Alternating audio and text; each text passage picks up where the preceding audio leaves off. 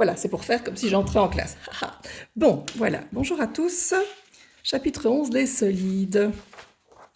Alors, vous aviez comme devoir la première page ici, en reconnaissance des 8 objets. Donc, dans les objets, vous ferez un arrêt sur image pour vous corriger. Donc, à gauche, les objets qui roulent, 1, 7, 8, et les objets qui ne roulent pas. Les solides avec les faces planes, donc qui ne roulent pas, sont les polyèdres. Ceux qui roulent sont les non-polyèdres. Il fallait compléter avec chaque numéro ici en dessous. Donc nous avions la numéro 1, représentée par une sphère, la numéro 6 pour les marqueurs stabilo, qui est un prisme droit. J'ai rajouté à base hexagonale. D'ailleurs, on voit bien la base, elle est mise en plus foncé. En général, la base est en dessous, mais on verra qu'elle n'est pas toujours en dessous. Le numéro 4, c'était un prisme droit à base triangulaire. On voit la base devant, plus foncée. 2, un cube. La base plus foncée, mais on aurait pu mettre évidemment n'importe quelle base puisqu'elles sont toutes isométriques. Le 5, parallélépipède rectangle, prisme droit à base non pas carré mais rectangulaire. De nouveau, on la voit en bas plus foncée. Le 8, le cône avec une base en forme de cercle, même si ça a l'air ovale ici, mais c'est dû à la perspective. Vous avez dû le voir dans votre devoir de ce week-end. 7, nous avons une pyramide droite, parce qu'il peut exister des pyramides qui soient un petit peu penchées. Celle-là est une pyramide droite, dont la base est carrée, on la voit, et le cylindre, dont la base est de nouveau un cercle. Exercice 1. On observait le cube A, B, C, D, E, F, G, H et on décrivait. La flèche 1 va sur la petite ligne bleue qui est un segment de droite qui s'appelle ici une arête, avec un seul R parce que ce n'est pas arête, c'est une arête. Elle se nomme EH. Alors j'ai mis 3 petits points puisqu'évidemment si vous avez mis HE c'est bon, sauf qu'il faut mettre les crochets. La flèche 2 ici en bas va sur le petit point A. Le point, il se nomme A, c'est un sommet. La flèche 3 va sur toute cette forme-là coloriée en bleu, c'est une face du cube et elle se nomme, moi j'ai choisi C, B, F, G. J'ai de nouveau mis 3 petits points puisque vous pouviez mettre plein d'autres possibilités. La seule chose, vous le savez, je veux que ça tourne absolument. Et on préfère tourner dans le sens des aiguilles d'une montre. Mais ça n'est pas une erreur si vous ne tournez pas dans le sens des aiguilles d'une montre. Dans le livre d'ailleurs, ils le font souvent autrement, on avait déjà remarqué. Alors, dernière remarque, dans ce cube, toutes les faces sont représentées par des carrés. Elles sont toutes isométriques, ce sont les mêmes. Il demandait de comparer la longueur des diagonales. Si vous mesurez la longueur des diagonales, les longueurs sont égales. Sauf qu'ici, on dirait que non. En effet, si je prends par exemple la diagonale à l'avant, elle fait, je sais pas, 4,3 cm, tandis que si je prends celle sur la face bleue, oh, elle ne fait que 2 cm. Tout ça, c'est logique, c'est dû à la perspective. Mais sinon, les longueurs sont égales. Les longueurs des segments qui sont donnés là, également, sont normalement égales, même si ici, on ne dirait pas. Alors, regardez que BH, si c'est le premier qui disait, B est devant, à droite et en bas, et on va vers H, tout le contraire, c'est-à-dire qu'au lieu d'être à droite, pim, on va à gauche, au lieu d'être devant, pim, on va derrière, et au lieu d'être en bas, on va en haut. Quand on va comme ça à travers tout le cube et qu'on fait tout le contraire d'un sommet à un autre, c'est une diagonale également. Ces 4 segments sont appelés les diagonales du cube. Donc il faut bien faire la différence entre la diagonale d'une face qui est sur une face et la diagonale du cube qui traverse tout le cube. Exercice 3. On va d'abord mettre leur nom. Vous avez ici un prisme droit à base triangulaire. On aurait pu penser un petit peu à une pyramide, mais non. En fait, on voit bien qu'il n'est pas mis sur sa base, il est couché. C'est un prisme droit à base triangulaire. Voilà le triangle pour une base. J'aurais pu colorier l'autre triangle. Vous voyez qu'il y a toujours la base avant et la base arrière. Ici, même chose, prisme droit à base carré. Et j'ai colorié la base en bas. C'est ma foi souvent le plus facile, c'est de colorier la base en bas. Ça paraît au niveau du langage plus évident.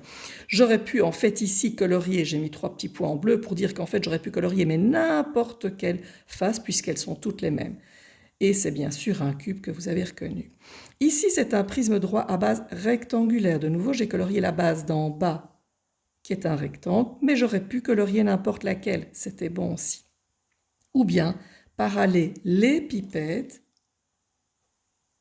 rectangle, donc un seul i dans ce mot-là. Souvent, on a envie de mettre un i là, mais c'est une erreur. Les deux bases d'un prisme droit sont parallèles. Je vois la base d'en bas et la base d'en haut, la base avant et la base arrière. Elles sont parallèles et elles sont exactement les mêmes, c'est-à-dire qu'elles sont isométriques, superposables. Page suivante. Quelle est la nature des faces latérales d'un prisme droit? Je devais la colorier en vert. Je reviens. Vous voyez donc ici, j'ai colorié cette face-là en vert, mais j'aurais pu colorier celle du dessus ou celle de l'arrière, mais ça aurait vraiment été trop fouillis. Ici, même chose, une base latérale, donc soit à gauche, à droite, devant ou derrière. J'ai colorié celle de droite et ici, j'ai colorié celle de gauche. Je regarde les trois figures planes, les trois faces que j'ai coloriées, ce sont des rectangles. Donc la nature des faces rectangulaires. Du coup, on sait maintenant que le prisme droit, c'est un polyèdre, vu qu'il ne roule pas. Les bases sont parallèles et isométriques, et les faces latérales sont rectangulaires. La hauteur, je dois colorier chaque hauteur en rouge. Je reviens pour la définition. Ça, je ne l'avais pas encore fait, comme ça, on fait ensemble. Une hauteur, donc je rappelle que celui-là est couché. La hauteur, par exemple, pour le cube, je vais aller de bas en haut. Et je vais évidemment de manière perpendiculaire. Ici, je vais de bas en haut. Je choisis où je veux. Voilà, j'ai choisi sur le côté pour que ça se voit bien. J'aurais pu prendre celle-là. J'aurais pu même aller pile au plein milieu. Ça aurait été bon aussi. Mais sincèrement, vous avez beaucoup plus facile à prendre la hauteur d'un sommet à un autre sommet. Dans le premier, il faut se méfier, vu qu'il faut aller de la base à l'autre base. Donc, je vais prendre, par exemple, celui-ci. On voit que je vais d'une base à une autre base. Et donc, sa hauteur est perpendiculaire aux deux bases. Page suivante, vous pouvez tout barrer. Yeah! Vous avez vu que j'ai barré des exercices. Quand vous faites arrêt sur image, vous voyez ce que j'ai barré. Votre devoir, page 239, vous aviez tous les solides. Et normalement, vous deviez les répartir en deux cases, polyèdre et non polyèdre. Ceux qui ne roulent pas, face en figure plane, le prisme, la pyramide ou les autres polyèdres. Il n'y a pas beaucoup de place. Évidemment, dans un autre sens, c'est bon aussi. Prisme, le 5, le 9, le 11, le 13. Pyramide, 3, 8. Et les autres, 1, 4, 6. Les non-polyèdres qui roulent au moins par une face. Sphère, le 7. Cylindre, le 2 et le 14. Cône, c'est le 10, et les autres non-polyèdres, c'est le 12. Même chose, si vous avez mis les 4 dans un autre ordre, c'est bon. Page 240. Vous avez remarqué la perspective classique et la perspective cavalière. La perspective classique donne mieux l'impression que voilà, ce qui est loin, c'est plus la réalité en fait. Ce qui est loin est petit et ce qui est devant nous semble grand évidemment. Mais souvent, on va utiliser en maths la perspective cavalière, c'est-à-dire qu'on ne va pas respecter ça pour montrer, parce qu'en fait, la distance là et là, elle est la même. Si je cours jusqu'au bout des rails, j'aurai la même distance qu'ici devant. Et donc en maths, on va souvent utiliser plutôt cette technique-là. On voit que du coup, perspective cavalière, ça reste parallèle, tandis que la perspective classique, ça se rejoint à l'horizon en un point. C'est ce qui s'appelle le point de fuite.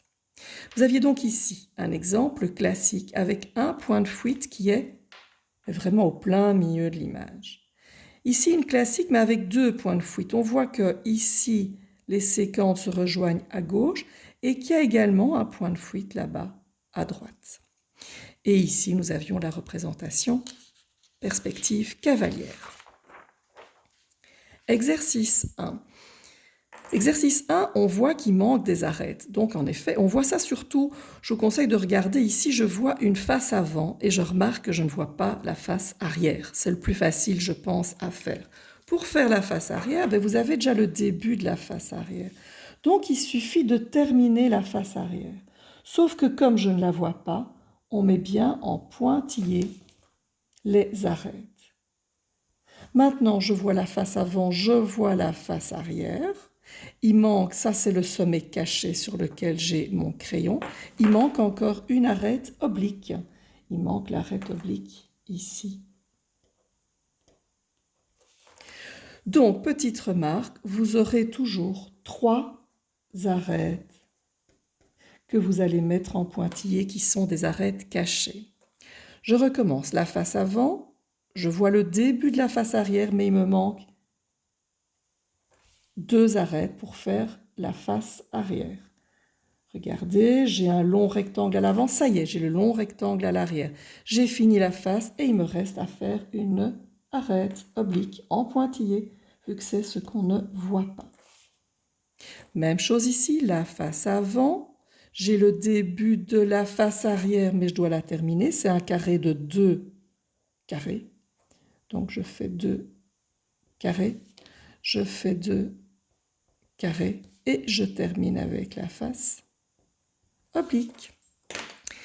Voilà, je vous mets le devoir pour la suite. Donc, vous aurez l'exercice 3 à faire à la page suivante. Corrigez bien. À bientôt. Bon après-midi.